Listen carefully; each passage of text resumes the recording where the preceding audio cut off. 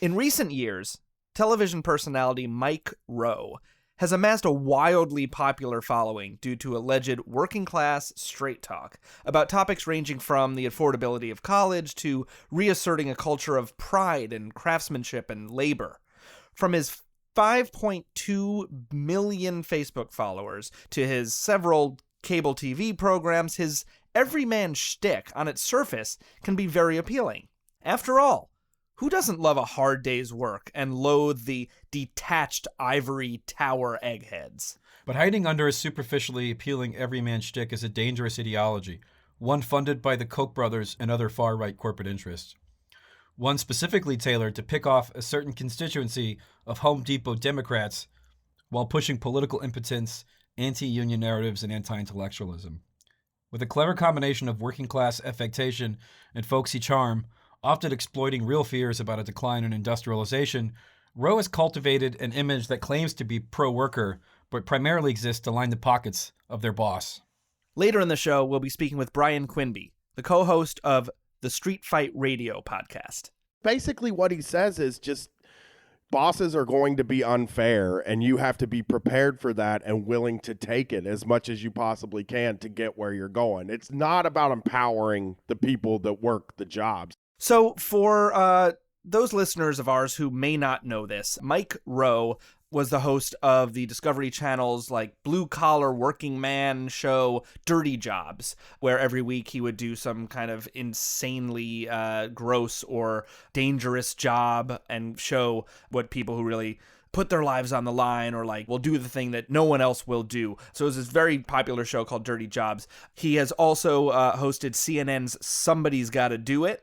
Imagine where that came from, and has long been a pitchman for the Ford Motor Company and Walmart.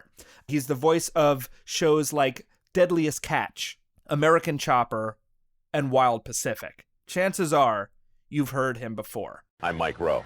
And I'm on a mission to find people on a mission. Boom.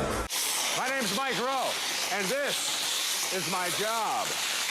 1 hour guarantees if they're even 1 minute late, the service is on them. Let's go. And we are 5 minutes early. I'm Mike Rowe, and I'm spreading the word about Ford. Of Dirty Jobs with Mike Rowe, and heads a nonprofit foundation called Profoundly Disconnected. Mike Rowe is over here. Mike. Oh, with your trademark cap. How are you, sir? So some people might find it odd that we're doing a show on Mike Rowe, since we usually do left-wing attacks on major media figures. One of the things we want to sort of show here is that Mike Rowe is actually very pernicious. He's very influential in a really subtle way, but largely flies completely under the radar. If you look for criticisms of Rowe from the left, with the exception of, I think, about one article in Jacobin, there really isn't any. And we find that interesting because he really does promote a very far-right ideology and has a tremendous amount of influence. And in fact, I think much of his influence derives from the fact that he's ostensibly not non-political or apolitical, or as he likes to say, independent. He doesn't claim sort of one party or the other, which I think gives extra purchase to his far-right, oftentimes libertarian, crypto right-wing messaging. We want to start off by saying that, so his major sort of entry point was the show Dirty Jobs. It's what most people know him by. It's this entire shtick. He didn't really start to get overtly political until around the 4th or 5th season, around 2008, when he started a nonprofit called Mike Rowe Works that was essentially set up to promote vocational training. I guess something he sort of picked along the way, either due to his own ideology or his own interpretation of what needed to exist in the world. So this nonprofit that he has, Mike Rowe Works, unsurprisingly is primarily funded by companies that directly benefit from his promotion of things like trade schools. So notable backers include the Universal Technical Institute, that's a for-profit trade school company that's been investigated by state and federal agencies for predatory lending practices. This is particularly ironic, given Mike Rowe's own avowed hatred of student debt. But, hey, ideology. So moving on. Also, his nonprofit is funded by Federal Mogul Motor Parts. That's an auto parts manufacturer controlled by none other than Carl Icahn. the Clockwork Home Services, which sells franchises for a number of plumbing and HVAC and electrician companies, that's backed by Centrica, which is a British multinational energy conglomerate. And another one of his nonprofits, major funders, is the Distribution Contractors Association, a trade group for gas pipeline contractors that has lobbied in favor of repealing environmental regulations that limit pipeline construction. So he quickly emerged in around 2008, 2009, 2010 as a kind of spokesman for a specific type of ruling class elite. Yeah. Not sort of Wall Street, not Silicon Valley, but a large, I think what is probably statistically the sort of majority of wealth in this country, which exist in these sort of proverbial flyover states. A lot of industry, a lot of big ag, a lot of infrastructure building, a lot of construction, a lot of real estate interest. He sort of became their main spokesperson. And this, of course, naturally led him to the attention of the Koch brothers. And this is where I think things get, a little bit more sinister, so in roughly 2012, according to an unredacted 990 form, which is an IRS form for a nonprofit that you can find on an artifact on his website, it's now deleted, but if you look a certain way, you can find it. And just to clarify, he scrubbed the whole website, not just the 990. Yeah. And in the year 2012, he received about $50,000 from Charles Koch. This led to further injections of cash of about $300,000. All told, as of 2016, he's received about $350,000 from Charles Koch and the Charles Koch Foundation. Now, this is just to his nonprofit. I want to be clear here. We don't know if he's personally taken the money, although we would assume he has, since most of the big funders of his foundation are also pay Mike Rowe himself. For example, he's become a spokesman for a company called the name of Stratitech, which is a vocational school conglomerate throughout the United States. They paid him for that, presumably. I assume he didn't do it for free. They also funded his nonprofit $100,000. Kimberly Clark, who makes Viva Towel, who he promotes for, also gave his nonprofit around $400,000. So it's very likely that a lot of the voiceover work and co-sponsorship stuff he's done with the Koch, that he is in fact directly funded by the Koch. This is not something he denies. So the $300,000 is just to the foundation that he runs. Right. And it's at this point that he became a little bit more overtly political. And then with somewhat controversy, in September of 2012, during the election, he went to a campaign stop in Ohio with Mitt Romney. Yeah. So he appeared on stage with Mitt Romney, and the best part of that, I think, Adam, is where he was introduced by Romney. Mike Rowe, as you know, is he's a guy who has made a name for himself by doing things other people don't want to do. Really ugly, dirty jobs. And Romney actually says this. He says, remember, this is a campaign stop in Ohio during the presidential election of 2012. So Mitt Romney says, he is nonpartisan. He's not here to endorse me. He's not here to add support to one campaign or another. He's here to talk about his ideas about how to help America create more jobs. Yeah, sort of nebulous jobs. And of course, the sort of jobs he's promoting is this obsession he's had since 2010, which is this idea of a skills gap, which we'll get into later. But one of the things that makes Rowe so effective is his ability to enter liberal and left spaces, which is sort of why we're talking about him. Credulous liberals and centrist media have routinely shared his kind of faux contrarian anti-college musings. CNN, Huffington Post, Attention, MSNBC, you name it, shares his viral interviews about the problem with trying to go to an expensive college and the problem of chasing your dream, which is something he constantly rails about.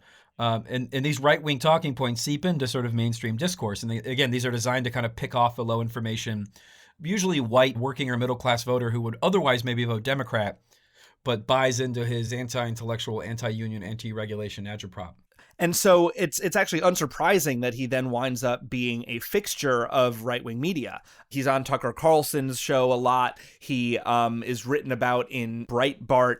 And the Daily Caller, which is backed by the Koch brothers, is like a major booster of Mike Rowe and his brand in general. So every time Rowe has a new blog post responding to some random Facebook comment, the Daily Caller will write it up, let alone, when he appears on Fox News, which they'll do that too, and quote him and basically just provide a transcript of the fucking interview. But even the most innocuous, banal stuff that he's just doing, they'll have an article about it in the Daily Caller. Yeah, and of course the Koch family foundations, the same ones that donate to to Mike Rowe, have donated between 2012 and 2015, gave $800,000 to the Daily Caller and another $600,000 in 2016 alone. And in that time, the Daily Caller ran about 405 Mike Rowe outrage stories, or one every 5.5 days. Typically, Mike Rowe responds to this. Mike Rowe goes after snowflakes. Mike Rowe responds to Black Lives Matter.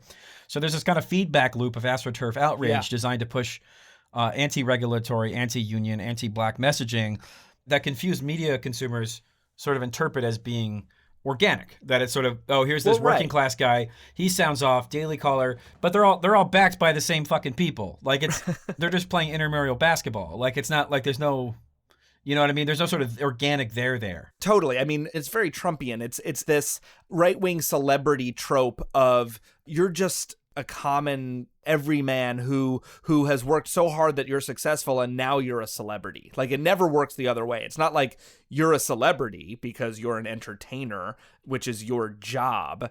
And so for that job on television, on a TV set, you go and perform the working class duties for the length of like a half-hour show, and then you're back in your trailer and fucking hanging out and like on to the next thing that your producers take you to.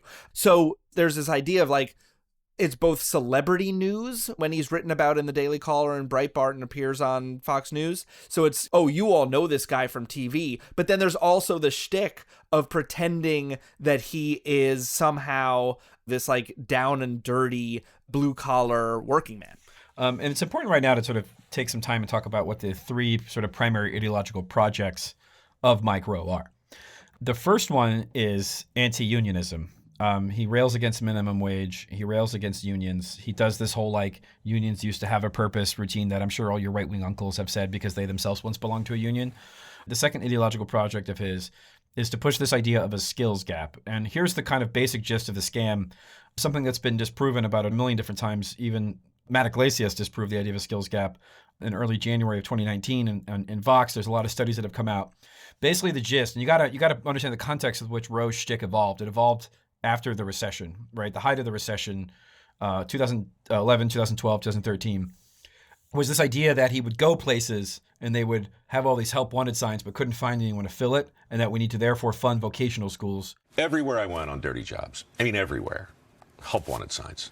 You know, for the whole run, even at the height of the recession, every single place I visited, every single one had help wanted signs up. I saw help wanted signs in every single state at the height of the recession. Where I went, help wanted signs everywhere, even at the height of the recession. Every employer I talked to said the same thing. I saw help wanted signs literally in every single state in 2009. In 2009, when the headlines talked almost exclusively about unemployment, everywhere I went, I saw help wanted signs. Real shortages in these areas. Everywhere I went on my last gig, I saw help wanted signs, even at the height of the recession. Even at the height of the recession, I can tell you in 2009, I guess it was, when the headlines screamed about 9.2% unemployment, the signs I saw most often were help wanted. Yeah. And the third thing he does is anti-regulation. He has made a career off bashing OSHA and the EPA and other regulatory agencies, which again, not coincidentally dovetails with the interests of the Koch brothers, who have spent a tremendous amount of money trying to repeal back in regulations. Because again, the Koch brothers aren't selling securities on well, I'm sure their portfolios do, but their main business is not selling securities on Wall Street. Their business is building shit. It's building paper towels and building, window lining and building some, doing real estate and cement. So like they hate regulation. Right. So OSHA, which is the Occupational Safety and Health Administration, it's a government agency. It has, worker regulations that are enshrined in law. And so, this is like one of the ultimate enemies of people like the Koch brothers or, people who run businesses that they feel are stifled in certain ways by Big Brother telling them what to do, and, that they can't just have an expendable workforce who falls into some vat and like whatever. So, really to drive home the anti-regulation obsession of the Koch brothers, I will quote from the findings of PR Watch, which is a watchdog group, and they've written this, quote, Since Koch Industries bought Georgia Pacific at the end of 2005, 7 employees have been killed by or died from injuries occurring in the workplace. Many others have been injured, losing limbs or being exposed to toxic chemicals. Looking at fines above $10,000, Koch has been fined $340,000 for 10 serious incidents, including the 7 deaths. Given the fact that most workplace injuries do not trigger an OSHA report, and that OSHA has shockingly low penalties, compared, for instance, to the penalties available under federal environmental law, $340,000 is significant, end quote. So in response to this, again, ideological project of bashing fucking OSHA, Rowe began to champion this idea of safety third, ostensibly because, this is not a joke, by the way. Yeah, this is real. Ostensibly because safety first, according to him, lulls people into a false sense of complacency that it's someone else's responsibility, which, by the way, makes no sense. Like, he was trying to be provocative, but really it's just an on-the-nose anti-OSHA, anti-regulation mantra. But he somehow parroted this on CNN, MSNBC. He even had a TED Talk, which is sort of the high church of liberal thought. And he said the first and most important thing is risk and taking risk. And he said that safety was being overemphasized.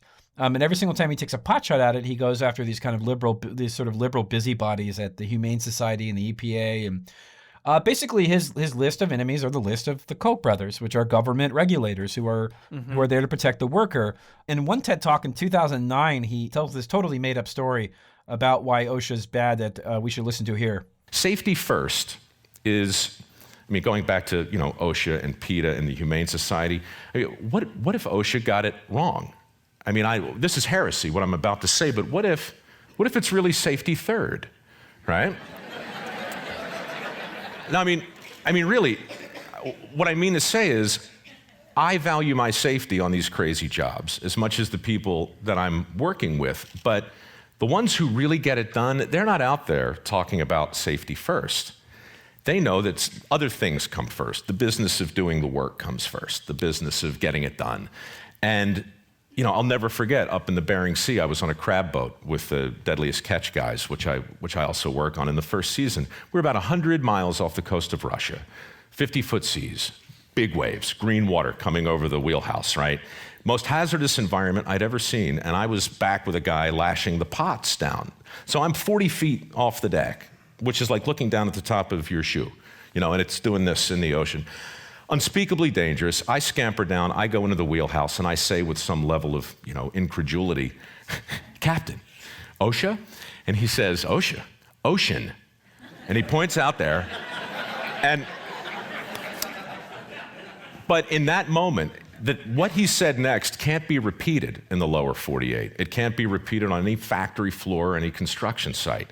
But he looked at me and he said, son, and he's my age, by the way, he calls me son. I love that. He says, son, I'm the captain of a crab boat. My responsibility is not to get you home alive. My responsibility is to get you home rich. You want to get home alive? That's on you. And for the rest of that day, safety first. I was like, so, the idea that we create this sense of complacency when all we do is talk about somebody else's responsibility as though it's our own and vice versa. So yeah, first things first, that story is completely bullshit. I don't believe it actually happened. I think it's mostly made up. I think some of it's probably true. I think some of it's not.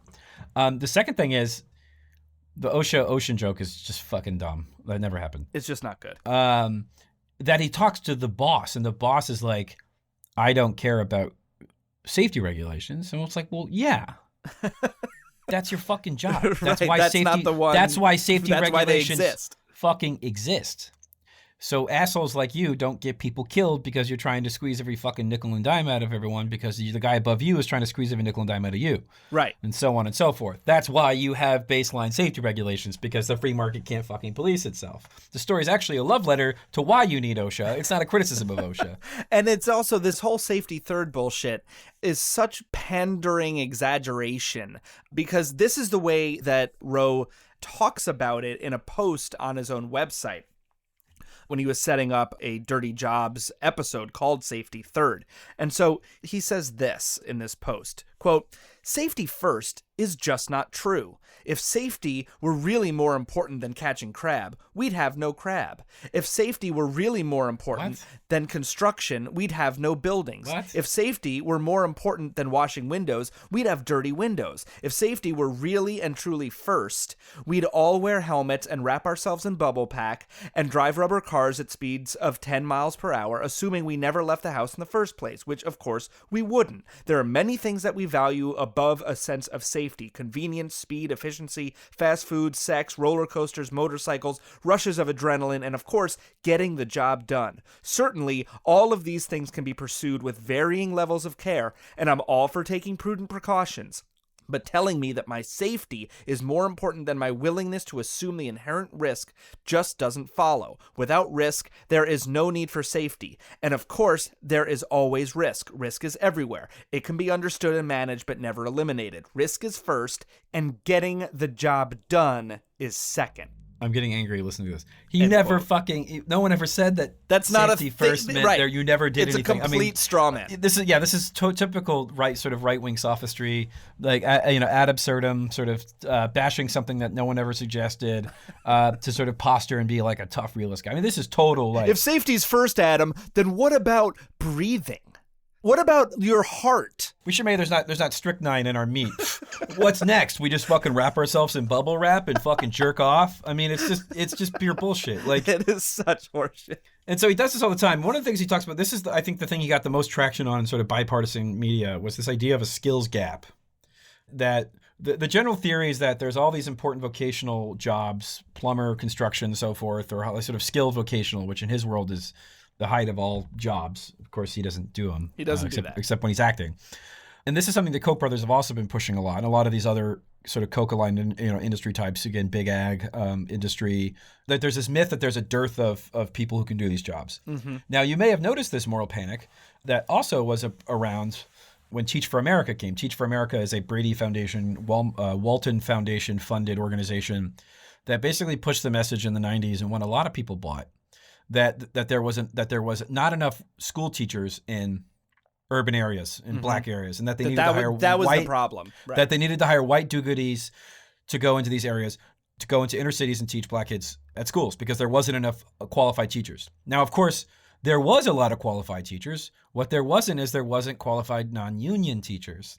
And just the same, what the skills gap is trying to push is it wants to expand the labor base to, in the aggregate be good, but anytime you expand a labor base, and this is true also with the STEM fetishization of Silicon Valley, anytime you expand a labor base, you reduce wages. Because if I run a factory and I have 10 slots open and only 15 people can do that job, I don't have a lot of bargaining power. But if I have 10 slots open and 100 people can do that job because the government just subsidized all their vocational training, suddenly the wages aren't looking so pretty. And this is really sort of long-term goal, right? Billionaires like the Kochs think in decades, they don't think in years. And you may say, okay, well, we're educating people for jobs. That's perfectly fine. That's good. And I don't even disagree with that because you still need to have people who are educated, right? Course. But understand that their motives aren't really pure. The motives are to create a cheap non-union labor base.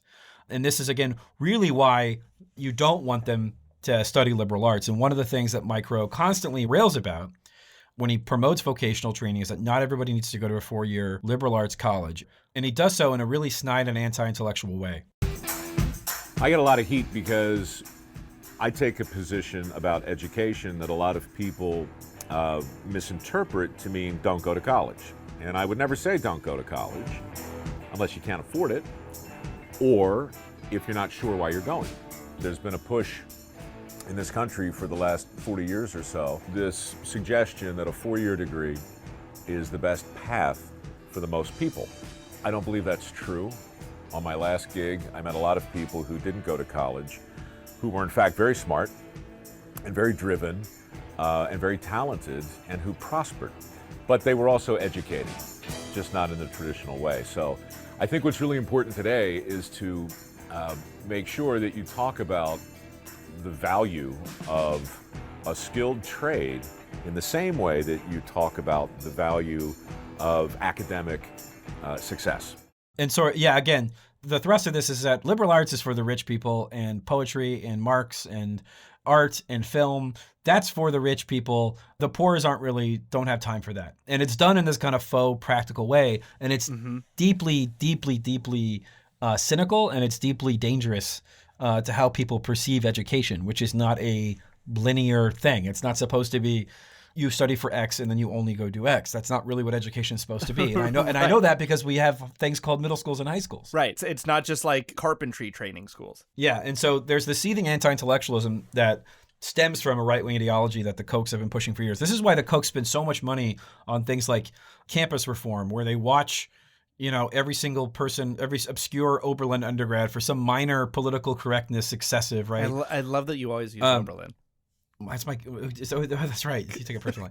Whatever sort of obscure liberal arts college, like they spend so much money on this stuff because what they want to do is they want to create a regime where being liberal and educating yourself in the liberal arts, even though I know those aren't the same thing, is frowned upon and disincentivized. Right, exactly. Is like haughty and excessive and this luxury that real people don't have. Now, the thing is, the skills gap turns out is bullshit. So just recently, on January 5th, 2019, 3 economists, Alicia Sasser-Modestino, Daniel Shog, and Joshua Balance, presented their findings about this so-called skills gap at the American Economics Association's annual conference. And they showed effectively that the skeptics were right all along. Employers responded to high unemployment by making their job descriptions even more stringent. When unemployment went down, thanks to the demand-side recovery, suddenly employers got way more relaxed about who they would hire for specific roles. And in 2017, Andrew Weaver, an assistant professor in the School of Labor and Employment Relations at the University of Illinois, wrote in the MIT Technology Review that the myth of the skills gap, he said, quote, "The idea that American workers are being left in the dust because of a lack of technological savvy does not stand up to scrutiny. Our focus should be on coordinating and communication between workers and employers." The general idea is that Mike Rowe, when he tells these anecdotes about how he goes to these places and sees help wanted signs, but nobody has the skills, that's probably mostly bullshit. Right. What he really wants to say is that, A, he wishes the employers he talks to, again, whom he parrots and whom he represents and whose class interest he's devoted to, is that there's not enough skilled non-union labor to let them control wages. That is true that there's a lack of eligible employees as far as it goes, but it's more that they're not precarious enough and they're too unionized. And that's really the whole shtick behind the thing. Yeah, that's the whole ideological operation that's going on. Yeah, having said that, look, it's true. There are large swaths of this country where people don't have jobs, or the jobs they have are shitty, or they're service jobs, or they're driving an Uber. That's true. The fundamental problem is that instead of providing relief to these people or building industries in these communities, we're gaslighting them all into telling them it's their fault and that they need to go out and get more education, when that really isn't the problem. The problem is we sent our job. You're a mean one, Mr. Grinch. You really are a heel. You're as cuddly as a cactus. You're as charming as an eel, Mr. Grinch.